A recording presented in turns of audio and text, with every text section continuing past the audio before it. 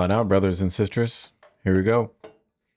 Here we go. Okay, well, absolutely insane race at Silverstone. Insane race.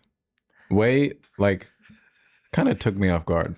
Yeah, I did not expect it to be that Yeah. incredible. I was expecting something, run of the mill, just, a normal race, no drama, no real drama. Right. But I mean, there were retirements that were not foreseeable. There was, a Charles Leclerc win Insane. at Silverstone he in recent years has pretty much been denied 2 wins. Yeah. At least from Silverstone. Yeah. And now he finally gets his Silverstone win. Which is crazy because he now has a Monaco win and a Silverstone win, which are like the, gems of Formula One schedule, which is pretty cool. Well, let's start because this weekend was a sprint weekend, which means we have like double. So I think we should speed run the sprint stuff. Yeah. However, before we get into anything race related, custom liveries and custom helmets. What first of all, the McLaren livery. What are your thoughts? I thought it was beautiful. I think the McLaren livery is it's so nice, especially with what they posted on Instagram, the little iridescent just design that they put kind of as a background. It's so good. It's so good. The green is such a good green. It's a perfect green. Yeah. Actually, so aside from like the Gemini or like Google, some of that coloring, this is what I imagine is like the perfect Aston Martin livery. But somehow Aston has never done this. Aston has never done they really stick to their guns, Aston. Yeah. They have only pretty much had the same livery. Yeah. It's not ideal. Yeah, but whatever. The McLaren livery is awesome. Arvid Lindblad's helmet was super cool. It was so sick. First home race. I think Lando did a similar helmet. He did something very similar too. A couple years ago. Maybe it was even at Silverstone. It might have been. Like it was like drawn by a fan or something. Yeah, drawn by some kid. Yeah. I don't know who drew this or. It looks like a designer. Nangla. Anyways. Yeah, very cool. Okay, none of these are loading for some reason. None of them are loading. But Lewis basically had his sparkly helmet, but it was his yellow one to match. They finally got gloves and a hat to match his yellow helmet, which I think is pretty funny. I know. It's like that's cool, that's like a big deal for some reason. Yeah. It's very clean though. Yeah. The hat and the gloves. Literally, he looks like he's doing dishes. He looks like that picture that they posted of him with. It looks like he's putting on. He's ready to do the dishes. Rubber gloves for dishes. That's actually hilarious. I didn't think about that. Yeah, I mean his stuff was sick. I will say the Williams livery pretty nice. I don't know if you noticed. It was like a little different. I wasn't a big fan. Really? It was exactly what you said. A little different. Yeah. Like it wasn't. Well, and honestly, dude, for Williams to have been like so hyped and then be struggling so badly, I don't expect them to be like, let's go crazy with a livery. Whatever. Okay. Enough of the funny business. I think our Wi-Fi's down, so we're not even gonna be able to view it. But sprint quali, sprint race. What do you think? Sprint quali. I think it was pretty normal from what I can remember. What I have written down right here, George looked like he wasn't really anywhere. Yeah. Kimi was going very fast. And actually, the Racing Bulls, I don't know if this was repeated in main quali, but it was pretty much Ferraris, Mercedes, Red Bulls, McLarens, Racing Bulls. Yeah. Yeah. The Racing Bulls, it was repeated. And it's like, it's kind of insane how the last couple weekends the Racing Bulls have been so consistent. Yeah. I don't know what they're doing over there, um, but somehow they've passed the Alpines. And I mean, I think we were talking a couple episodes ago about how Alpine is best of the rest, and now they're Yeah. not. So it is pretty interesting. It's literally been 3 or 4 weeks in a row that Racing Bulls has just been Yeah. fifth best They team. just brought a upgrade, and it got them above Alpine. It is crazy to say though, because literally Pierre and Colapinto for the main race, they qualified so bad, Yeah. but they did like amazing in the race. They got so many places, and um, even the commentators, they were like, Colapinto is now ahead of Pierre Gasly when Yeah. I think he qualified like 19th. Yeah, it was rough, and Yeah. he somehow ended up ahead. Yeah, I don't know what happened there. I will say it's kind of crazy because the announcers the entire time were just like, "There's no way that the Mercedes are not going to be in P1 and P2." And then Hamilton pulls out a like a pole lap for the sprint quali, Yeah. and they like couldn't comprehend. They're like, maybe Mercedes didn't turn the engine up or something. Like it was crazy. But then obviously like you run it like sprint race, it's like Russell's nowhere, but Antonelli still gets Hamilton.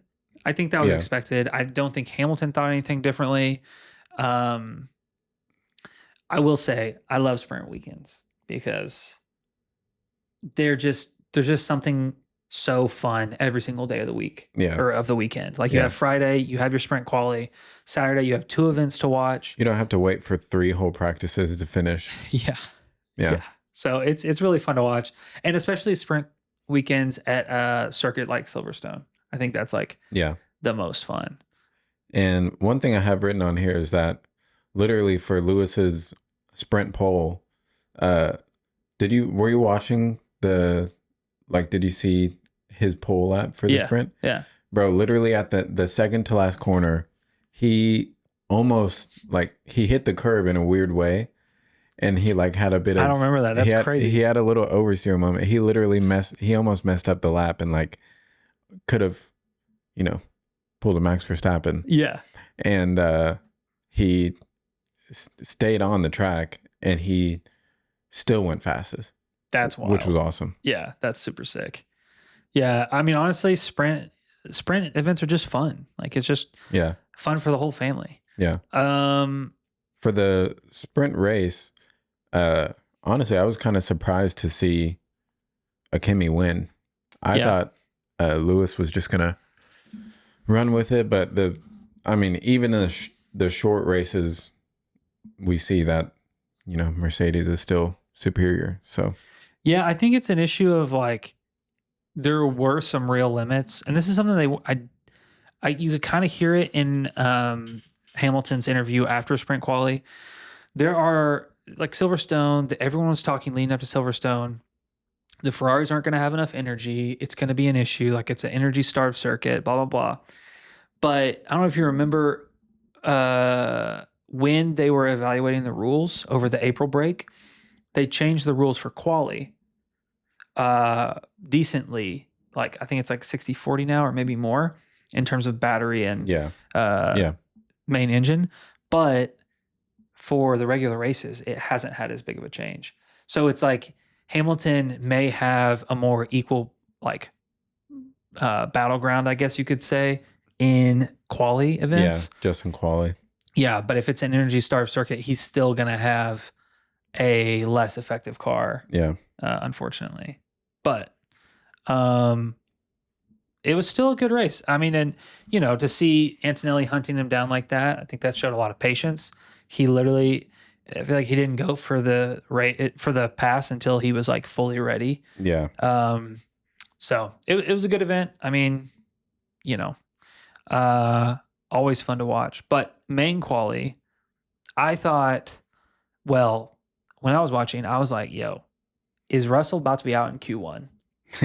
When he went into the gravel, I was like, we're about to have Russell out in Q1, which would have been brutal. Yeah, it's crazy because I was able to actually catch the main quali live, Yeah. but I had missed that part of Q1 Oh, dang. where that happened. So literally, I was watching and everyone had a time except Russell, and I was like, what is going on? Like, You're like, bro, this you're could be running out of crazy. time. Yeah. So Yeah.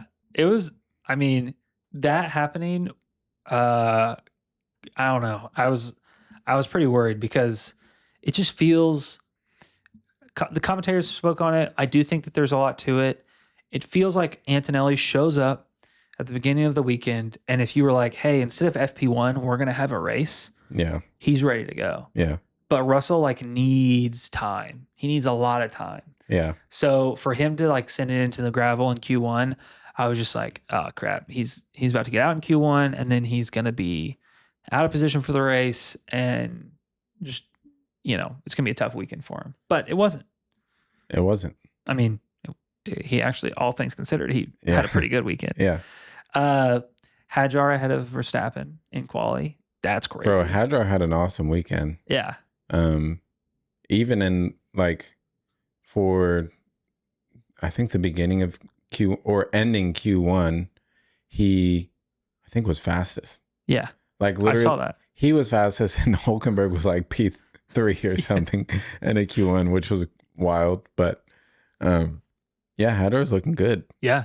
Right now. I know. It's actually, I mean, I was glad that someone started talking about it because they were like, during quali, they're like, look, this is the best we've ever seen the second seat in the Red Bull perform. Yeah. Since Verstappen like took over that main seat. So probably all the way back to Ricardo would be the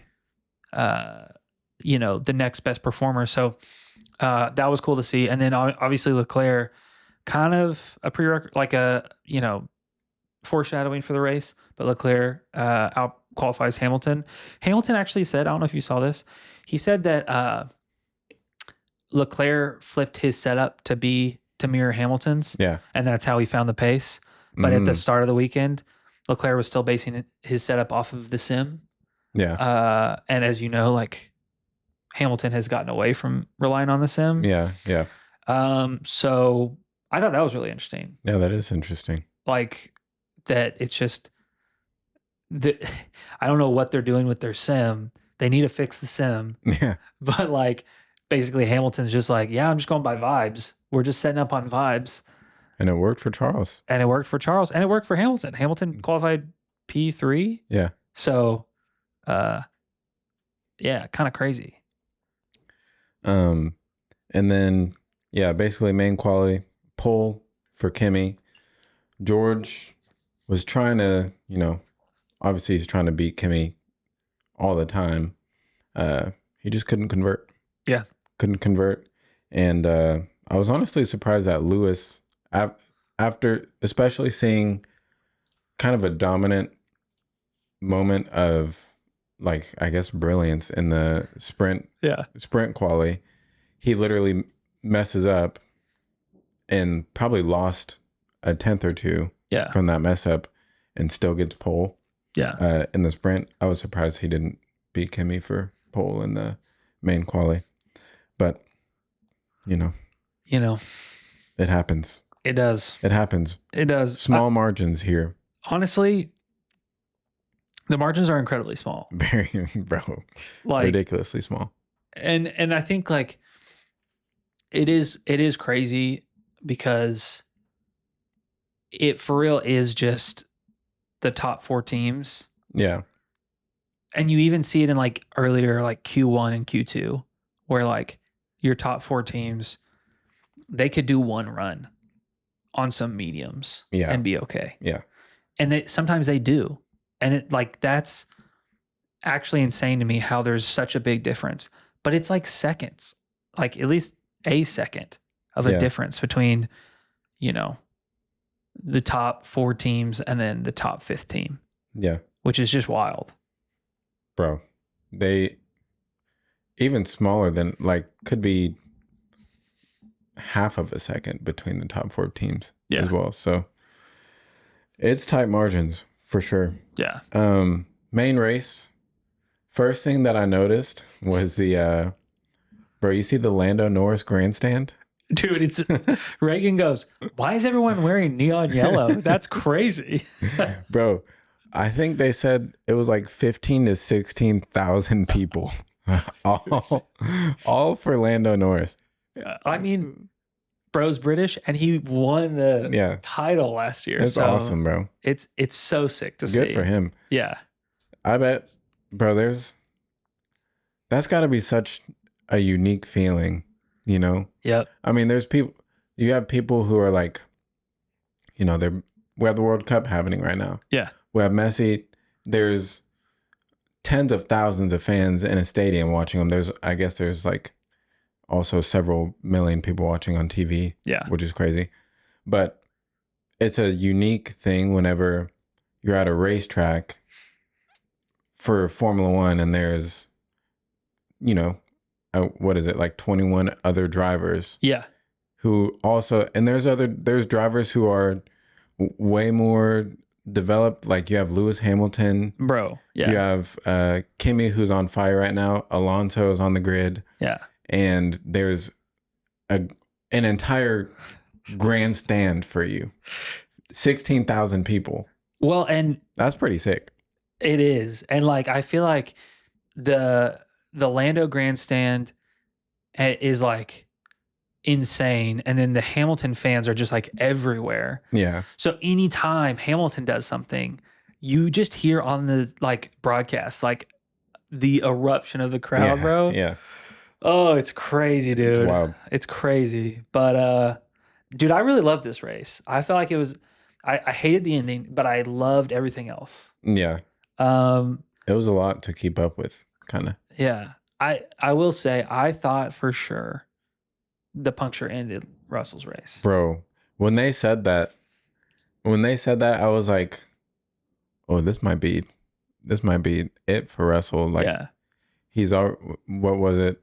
I think if it stood with Kimi winning, yeah, I think he would have even furthered his gap. I think it was already at like 46 points or 44 points, something like that. Yeah.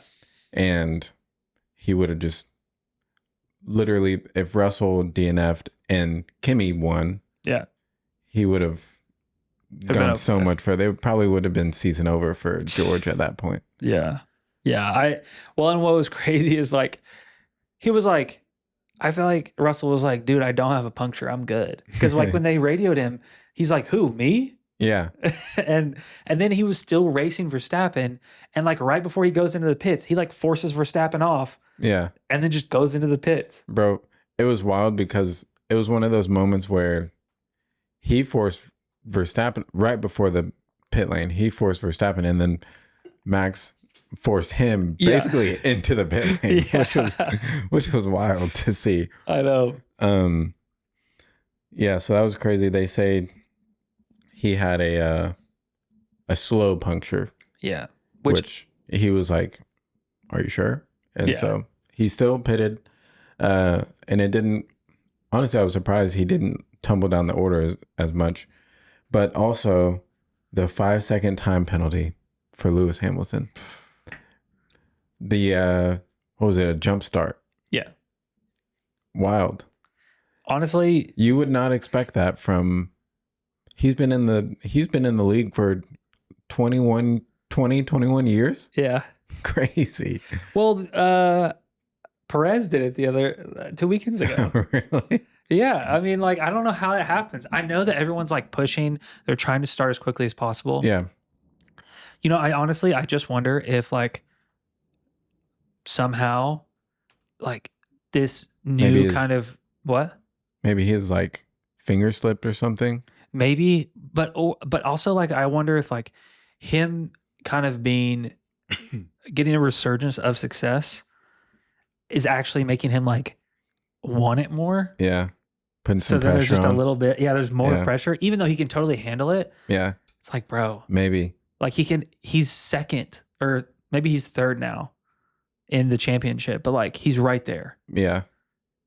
He has a chance at the world championship. He has a chance at the 8th. He totally could win. Yeah.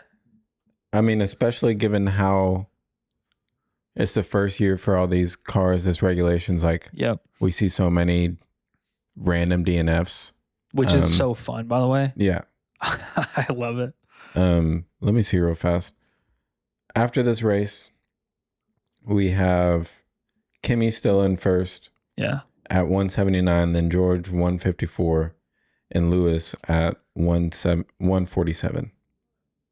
Yeah. So yeah, it's close. It's close. I think at one point in the race, though, Lewis could have leapfrogged George. Well, okay, yes. Yeah. I want to get there. I want to wait a little bit because the point where he really could have leapfrogged George, I felt like was in the safety car. Yeah. Well, they just shouldn't have pitted Lewis. Bro.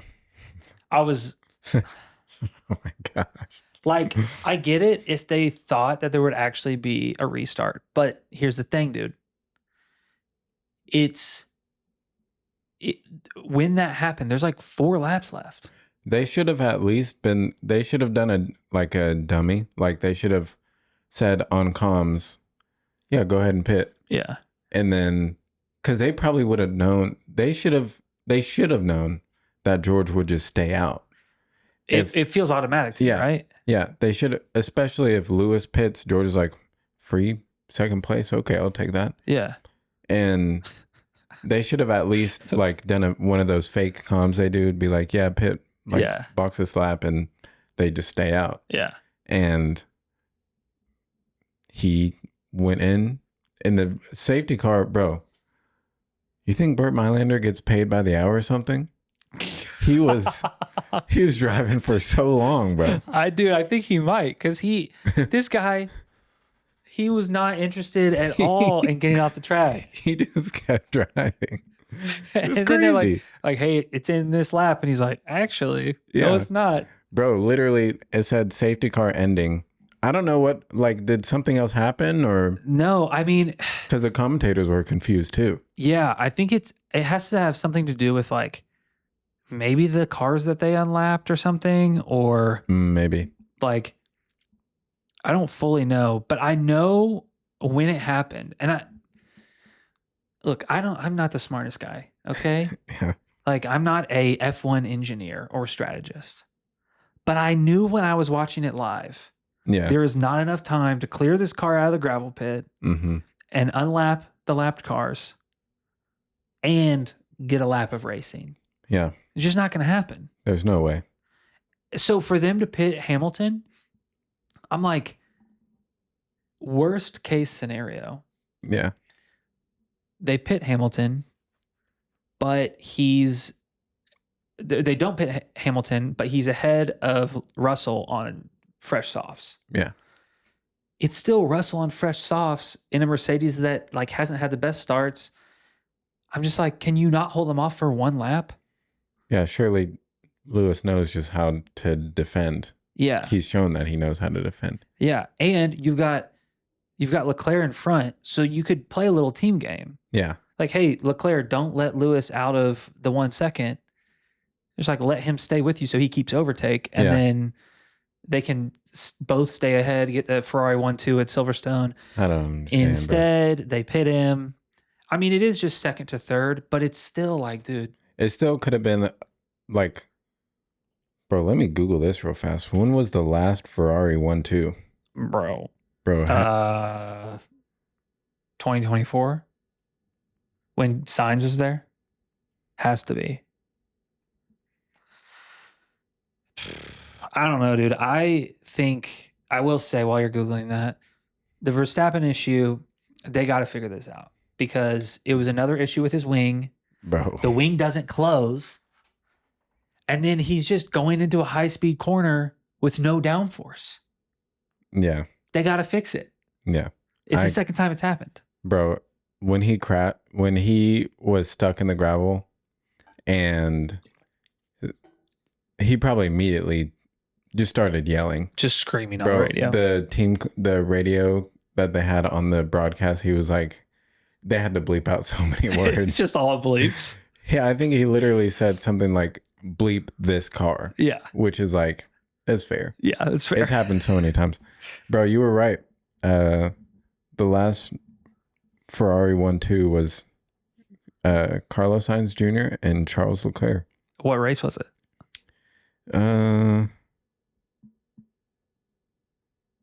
Which, by the way, isn't that long ago. Yeah, it's 2024. Okay, yeah. October 20th, It's not even telling me Austin. Which is the last race that Leclerc won. Oh, really? Yeah. Until today. Until yesterday. Yeah. Yeah, that's wild. Wow. Yeah, dude. I don't know. Whatever, dude. Whatever. It'll be fine.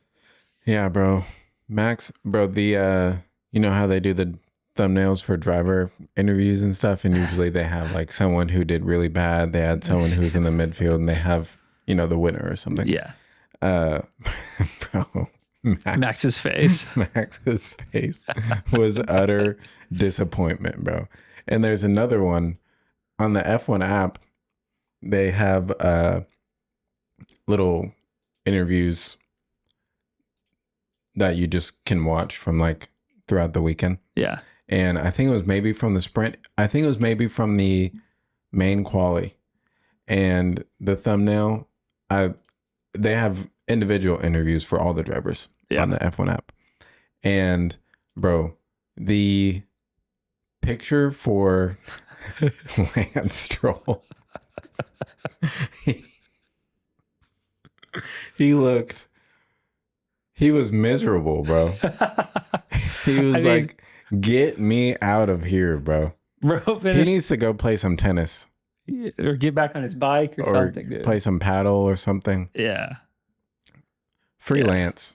Freelance Stroll. Honestly, free Aston Martin. Free Aston from Martin. Lance Stroll. Bro, also the beginning of the main race, whenever Alonso is just, his car stops at the end of the formation lap, he didn't even make it all the way, and then it starts again. And then he has to come into the pits to start from the pit lane. Actually, when I saw that, I thought it was possible that Alonso was just like, I'm going to rig the system, get a good start. So I'm just going to like act like my car broke. Yeah. Be like, oh no, I have an issue. And then gun it and just have super hot tires to start and like make up a couple places and then, play roadblocks or whatever. But it didn't work. Sucks that Kimi had his issue. Weirdest issue I've ever seen, to be honest. Bro, the team radios from Kimi were like, it just added on to the stress of the whole situation. Like, he was so stressed out. Bono's trying to be, calm, cool, collected. And Bono's literally, Bono's asking, what's wrong with the car? Bono's like, do you have any more details? He doesn't know what's wrong with the car. And Kimi's just yelling at him. And basically, I think what was going on was like, there was some weird steering issue. Yeah. And it showed it at one point. There was something. It's like a brake duct cooling thing. Something like close to the suspension that just like broke off. Yeah. That was like giving him some weird balance. And he couldn't turn the car at some points. It was tough. It was sad, bro. And he wanted it so bad. The amount of times where he was like, no, I will stay out. Yeah. I'll keep going. I'll figure out how to. Well, because he knows like the announcers were talking about it. Like last year was decided by 2 points. He's like, I'm gonna need this point if I can get this point. Yeah. And then bro got the 5 second. The 5 second time penalty. Literally at that point, it's just like, okay, dude, let's hang up the gloves. Yeah. At that point, retire. And then the safety car comes out. Then I'm like, really retire. Like, why are you even still? Yeah. Because even in like 1 second or one lap, if they did get one lap, you can't do anything. There's no way. There's no way. But I don't know, bro. It was a rough watch. If you're a Kimi fan, I'm not a Kimi fan, but I do think he's awesome. He is awesome. I wish we had gotten a lap, just one. It would have been crazy, bro. Literally the safety car situation is insane because there's a graphic on the screen safety car in this lap. Safety car is ending. And the commentators the whole time, they're like hyping up this final lap. They're like, well, at first they're like, maybe we can get 2 laps or something. Yeah. And then they're like, oh, it's looking like maybe just 1 lap. We're going to have 1 lap to be able to see if Charles can fly away or if George will get caught by Lewis, this or that. And nothing. Literally nothing. I don't know, bro. Crazy situation. It's unfortunate. I am happy for Leclerc. I think. Me too. Dude. He deserves a win for sure, bro. He does. The quote. Did you catch the quote? Tough time never lasts. Yeah. Only tough people last. Yes, bro. That's so funny. Okay.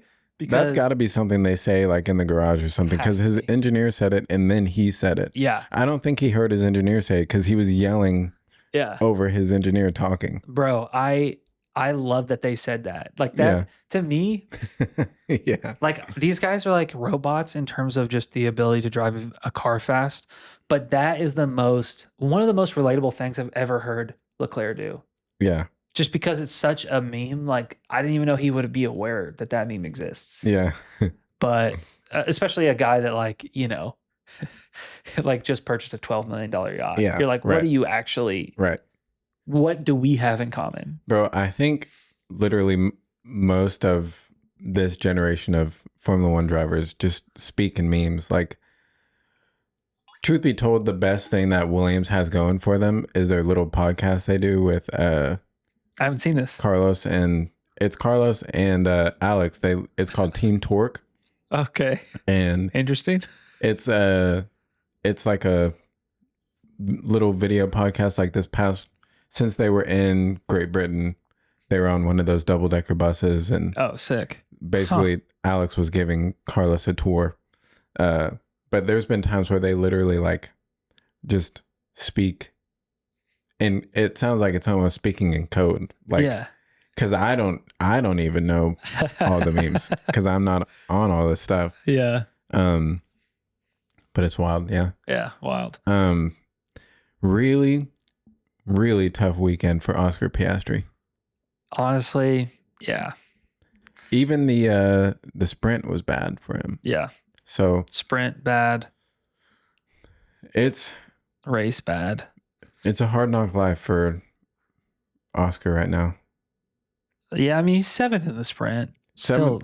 He gets good. What is that, like a point or 2? 2 points. 2 points. So, bro, he got beat by both Racing Bulls in the main race. Yeah, both Racing Bulls. Which credit to them, they did awesome. Who's that? Isaac? Or no? Well, Isaac's Oscar had an issue. That's why he's down, because he had contact or something. Had to get a new front wing on like lap 2. Yeah. Oh, okay. I remember that. Bro, it was wild because I don't think they even showed how it happened. They just showed his wing, like he was driving on his wing. Yeah. And like there was never a replay. Yeah. Like we don't know. Never.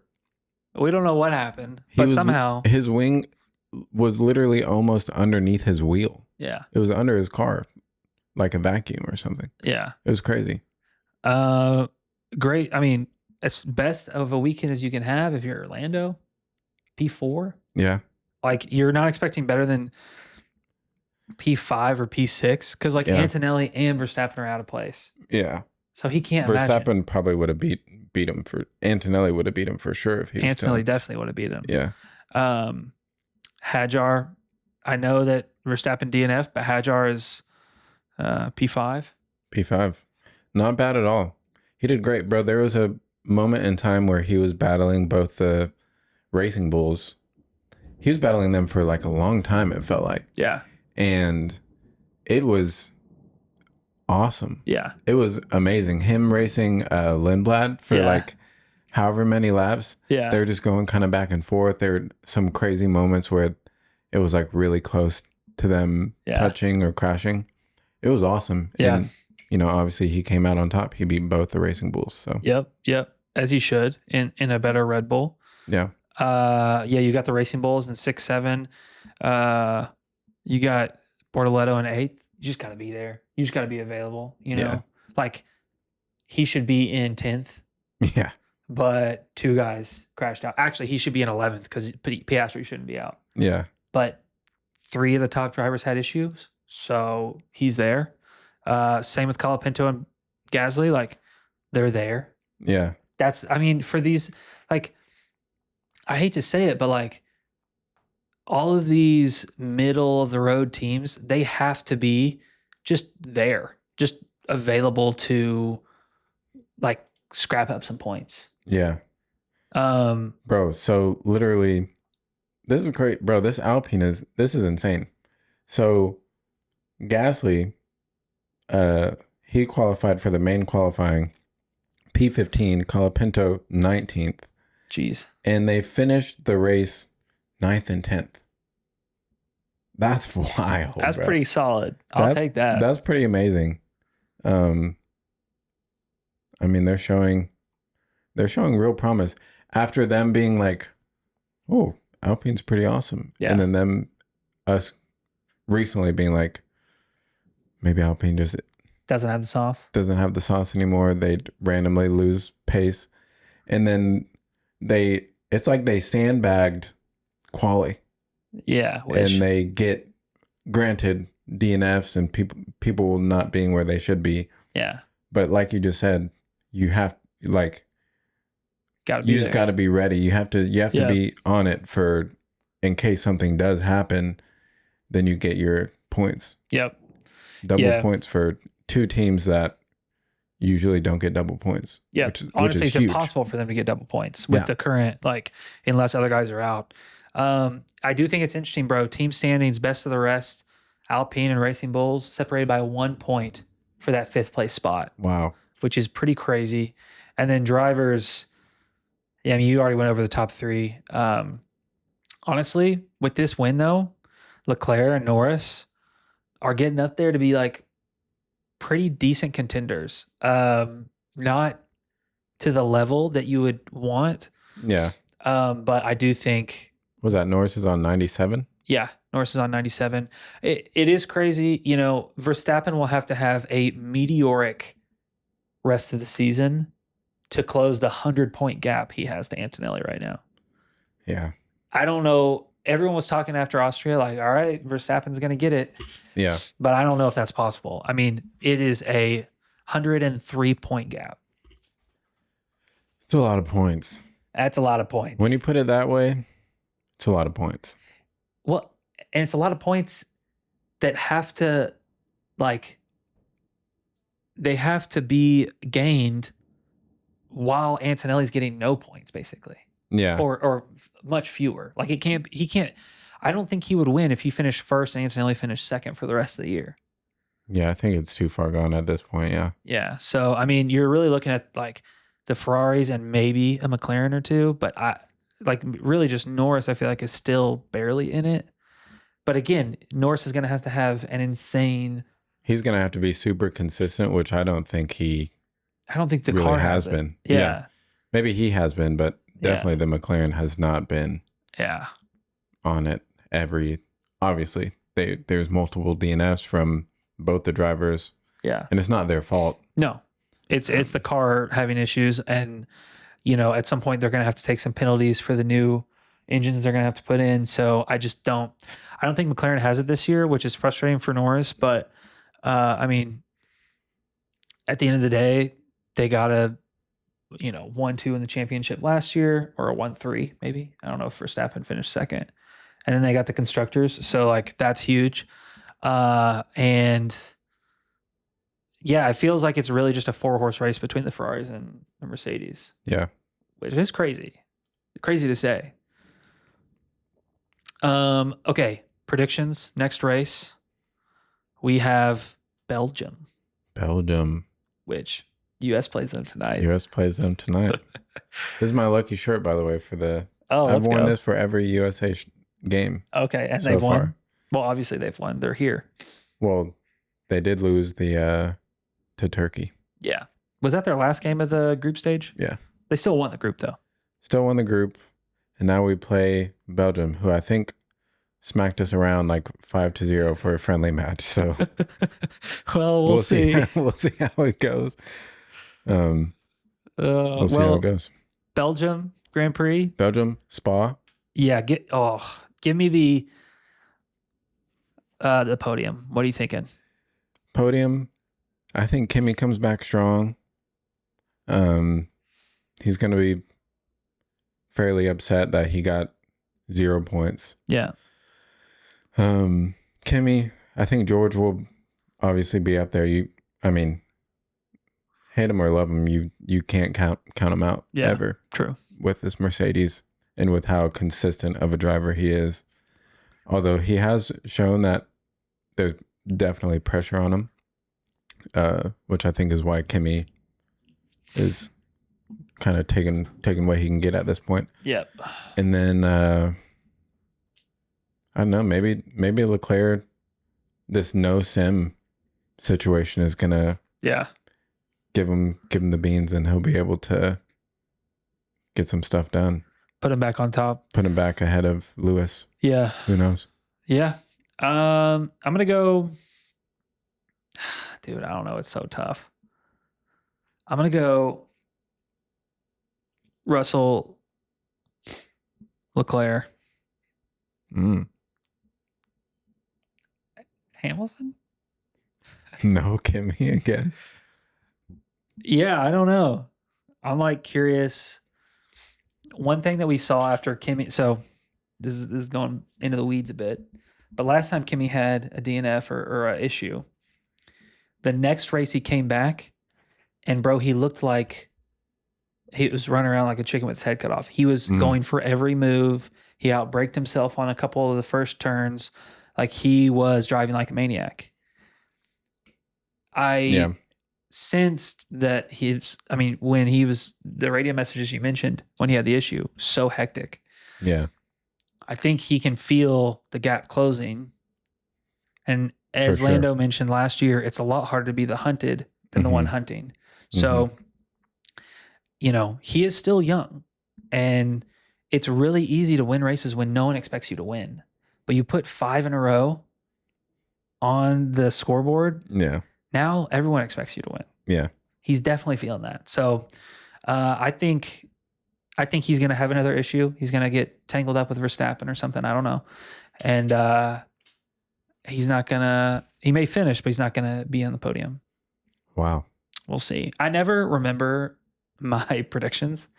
And so I'm always like, I wonder if I got that right or not. Yeah. And I'm not going to go back and watch the episode. So who knows? I guess we'll never know if we got these right or not. You will, though, if you're watching. But let us know. Let us know. Let us know. How are we doing? You know what? Let us know your predictions for Belgium in the comments. Or if you're on Spotify or Apple Podcasts, I don't know, leave a review and let us know your predictions. I think there's comments on Spotify for at sure. least on Spotify. Yeah. Okay. Leave your comments below. I don't know about Apple or not. I'm not on the Apple. I'm not on Apple either. Blast us on social. Blast us. Thanks for watching. Social. Peace.